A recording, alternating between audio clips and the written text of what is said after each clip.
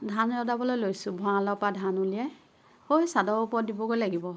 তলত আকৌ ছাঁ পৰি থাকে যে, ওপৰতো ইমান ৰ'দ নপৰে চব সময়তে, 1.5 ঘণ্টা 2 ঘণ্টামান এই আবেলি পৰতে পৰে। সেইকাৰণে 3 দিনমান ৰদাব লগা হয় মোৰ ধান। সেইকাৰণে আগতীয়াকৈ প্ৰস্তুতি চলাই আছোঁ বিহুৰ কাৰণে। কিছুদিনৰ আগত বাৰু সেই অলপ ৰদালোৱেই, সেয়া বিহুৰ কাৰণে। আগতীয়াকৈ প্ৰস্তুতি নচলাই বতৰ পানী বা কি কৰে ঠিকনা নাই। আৰু এতিয়া মোৰ সেই হাতখনৰ কণ্ডিশ্যন ভাল নহয়, বাওঁ হাতে নিয়াহে। সেই ফাৰ্ষ্ট ফ্ল'ৰতে ৰেষ্ট ল'ব লগা হ'লেই, ছেকেণ্ড ফ্ল'ৰ নিব লগা হ'ল যে। ফাৰ্ষ্ট ফ্ল'ৰ হোৱালে একো টেনশ্যনেই নাই। মানুহ নেপালে নিজে কিমান কষ্ট কৰিব লগা হয় তাকে অলপ দেখাইছোঁ। মানুহে ভাবিব এইজনী ধান মেলাটোকো দেখাই থাকে, কিন্তু কি দুখত দেখাই আছোঁ মইহে জানিছোঁ।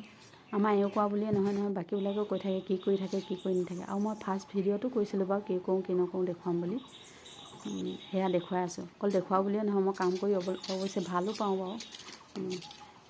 সেইকাৰণে অলপমান দেখালোঁ বেলেগকো। নিজৰ চাউলৰ ভাত খোৱাটো কিমান কষ্ট হয় জনাবিলাকে এনেও জানেই বাৰু। এইখিনি বৰা, এইখিনি জহাখিনি কম, সেইখিনি ৰঞ্জিত। এই বৰা চাউলৰ মোৰ ইমান দৰকাৰ নালাগে। বৰা চাউল উলিয়ালে মানে কাৰোবাক বেচিম আকৌ অকণমান দেই, কিন্তু জহাটো আৰু নেবেচোঁ। জহা আৰু ৰঞ্জিত মই মিক্স কৰি প্ৰায় খাই থাকোঁ যে, প্ৰায় কমিয়ে আহিছে আৰু। সেইকাৰণে বৰা চাউলকে বেচিম।